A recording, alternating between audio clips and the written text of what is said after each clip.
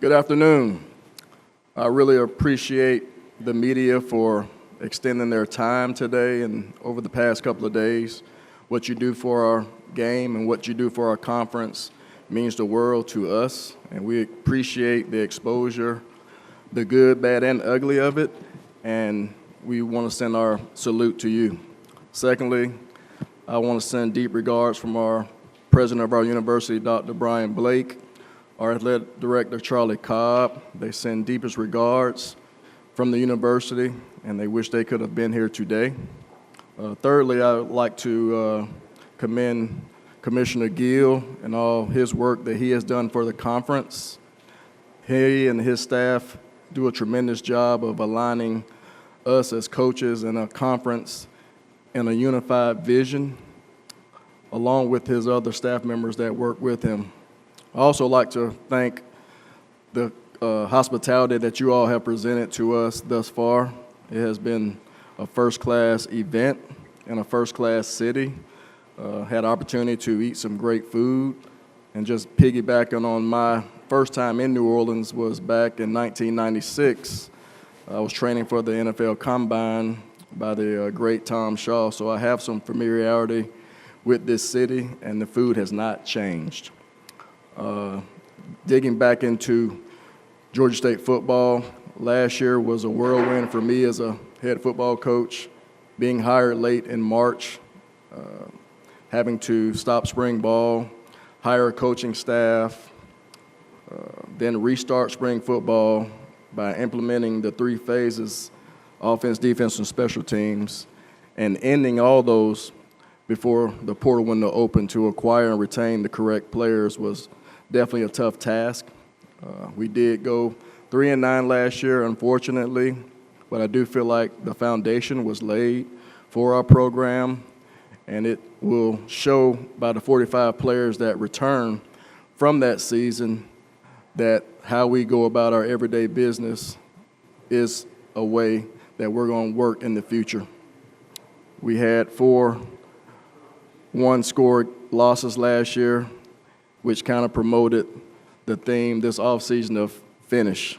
That is printed on all of our shirts, our workout gear. It's in the weight room and in other areas of our facility. We did acquire 34 high school kids via walk-on and signees, which they bring a lot of enthusiasm and excitement to the program. I think we got a talented bunch from all states surrounding us. We also had 43 portal additions to the 77 new players that we have, and we feel like those portal additions has supplemented our roster along with the enthusiasm from our freshmen that has entered our program.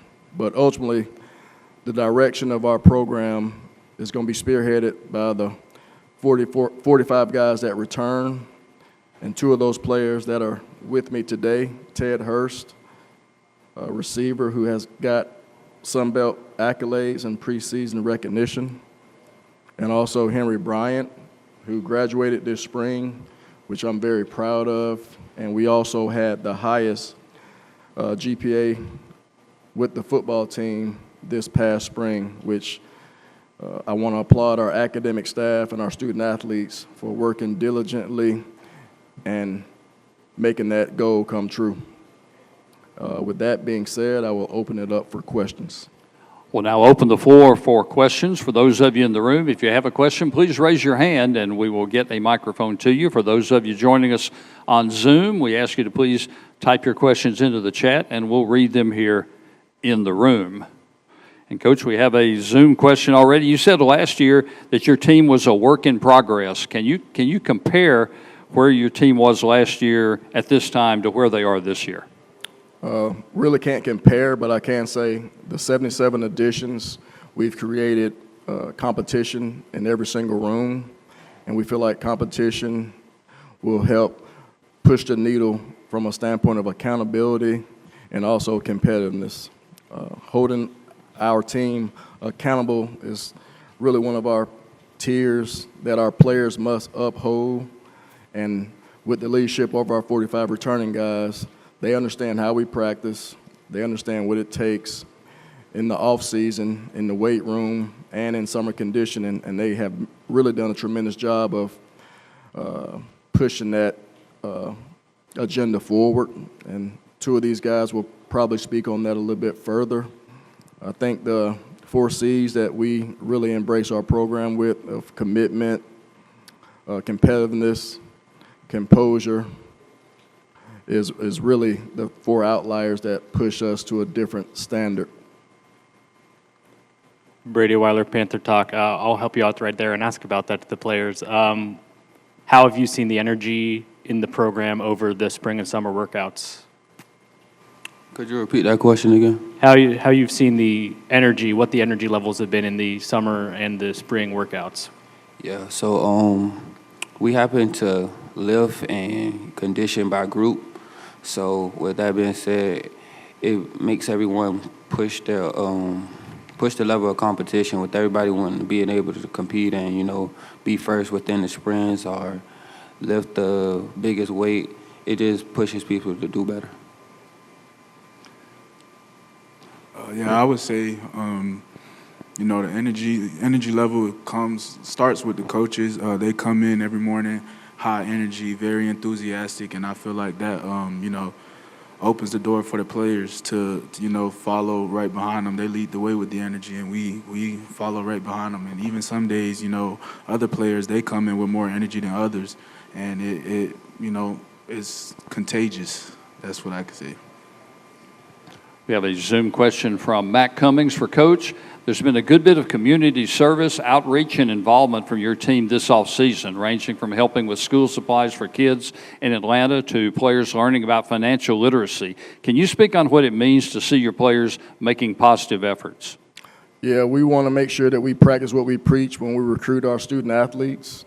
When we sit in living rooms and parents and kids come on visits, we tell them exactly that we're going to be involved in our community, we're going to give back, and we're going to make sure that we're visibly being seen by the city of Atlanta. We're trying to create a different culture when it comes to fan participation, more so butts in seats, and we feel like we got to have a concerted effort that we have to get out and make that happen and come to life. And there's no better way than putting ourselves in the community, helping the youth, being examples and role models to the younger generation that really looks up to these guys. Coach, got a question from Zoom here from Stan Autry. How did you personally see Henry grow and improve from last year, and what are your expectations for him this year? Who was the name? From Stan Autry. For Henry. Really, Henry is a leader by the way he works. He's not a vocal person, but he leads and plays extremely hard in everything he does. So his examples have been set by the way he goes about his work every single day. And that's refreshing. All 45 guys are going to lead in a different way, and Henry is one that leads by example and not necessarily by his voice. We do have other leaders on our team that will speak and hold guys accountable vocally more so than Henry, but I am very encouraged by his leadership and the example he sets for the defensive linemen and also the younger kids that he's taken under his wing that we signed from high school. And then a follow-up for Henry. What are your personal goals for you as an individual, but also for the defense as a unit? For the defense as a unit, the goal is to just win, dominate, have a better impact on the season than we did last year. Just work on the small things and, make minimal mistakes. As far as off the field, I would just say continue, for me, to, continue to make bonds and friendships and continue to network and, build opportunities for myself outside of football. Coach, Tyler Kennett from the Herald-Dispatch in Huntington. You mentioned a lot about your high school class and the energy that they bring. I guess, from a lot of coaches, you don't hear a lot about the high school side of recruitment nowadays with how influential the portal has been. I guess could you talk about the importance of that side of things and the leadership you've seen out of the guys you have that has impacted those younger players? Yeah, we feel like recruiting a high school rank, so it's going to be important for us at Georgia State. We will supplement our roster with junior college signees as well as transfer portal acquires. But I feel like you get to really dive deep into the high school relations part of it. You get a chance to recruit a guy for a year or two. You really get to know their families, what's their why, what makes them tick, and you also get to assess what kind of student are they. Will they be successful in a city?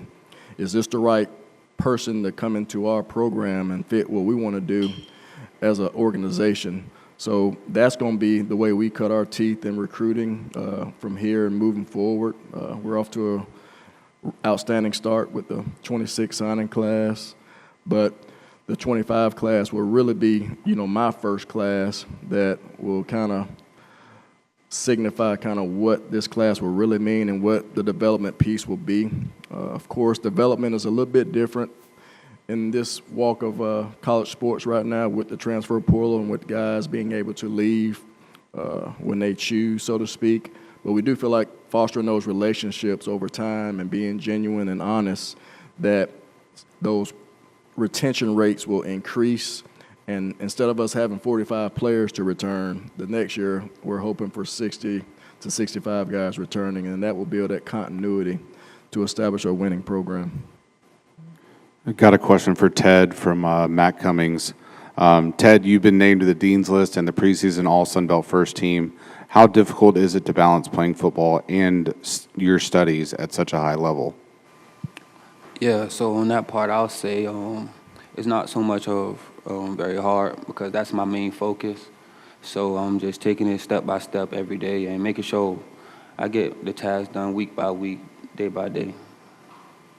And then a question for Henry. You played a little bit of running back in high school. Any chance we see you get a goal line carry or two out of you this season? And Coach, if you want to comment on that as well. I'm not too sure, but that would be lovely to be able to tote the bean again. I know what to do with it. So That's a good question. We'll still be trying to identify what we're going to do in short yard situations, and we'll look into that into the future. Can't promise anything, but we will use defensive linemen as extra tight ends, so to speak, and we may put Henry at fullback a time or two. Coach, Emmanuel Peppers, Sun Belt Conference.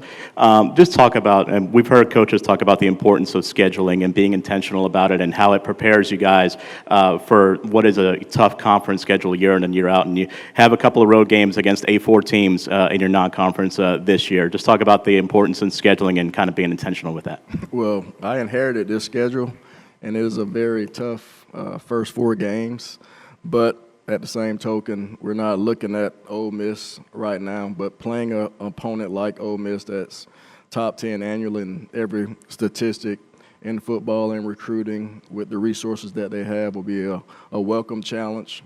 And that is the reason why kids are going to come to Georgia State, because we are willing to play SEC-type opponents, and we're not shying away from competition. Our main focus is camp that's going to start next Wednesday, where we report, and then just working on ourselves and creating identity in all 3 phases. And then, 8 days prior to playing Ole Miss, we'll turn our concentration on them. But everything right now is about us and how we prepare on a day-to-day basis. And then a question for Coach. With your storied resume, you've seen the highest levels of football.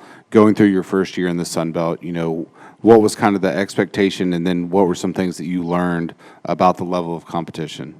Sun Belt Conference is a very competitive conference, very outstanding coaches. And I would say the biggest thing that I learned is you can't create your own issues, whether it's coaching, players not making the correct plays in critical moments. Every single play will matter, and the details and how we process our weeks leading up to the games are to the utmost of importance, and how we prepare, how we watch tape, and then taking those little nuggets into the game. And then it's up to the kids to really hone down and take ownership of the game plan, because it doesn't really matter what a coordinator calls. We got to expect our kids to perform at a high level for us to be successful. And then, Coach, another question from Stan Autry on Zoom. Last year, the quarterback decision came down to the last week. What is it looking like this year, and what do you like from your quarterback room right now? Christian Bayer ended spring ball as our #1 quarterback, and he'll go into a fall camp as such. I'm very encouraged by the quarterback room. Cam Brown, who transferred in from Texas Tech, who's from Georgia, that played at West Georgia, which afforded him the opportunity to dabble in Texas Tech. Texas Tech and the Power 4 school brings a little bit of different flair to the game and to our offense, and he's been competing and learning and getting better on a daily basis. P.J. Hatter, also kind of in that same mode of being a dual threat type of quarterback, has really improved this summer, and I'm really encouraged by T.J. Stanley, who was a mid-year signee out of Toombs County High School, has really progressed, and there's going to be truly a quarterback competition once we start fall camp. And I'm not going to say we won't play 2 quarterbacks. I think we have to maximize some of the things that Cam Brown, P.J. Hatter bring to the table, and in critical moments, whether it's short yardage, goal line, or in the game scenarios, we'll utilize the players that's going to help us win football games. And then a question for Ted from Zoom here. You had a lot of success last year, setting a school record. How did you find that success, and then how do you carry that over into this year? Yeah, I try not to dwell on the past much, and I try to be a leader for the guys, and I know they're looking up to me, so that feeling and them looking up to me just gives me the motivation to go out there and practice and play hard. With no more questions in the room, Coach and our student athletes will be around for a couple of minutes for one-on-one interviews when they come off the stage. Coach, guys, thank you so much. Good luck going forward this season.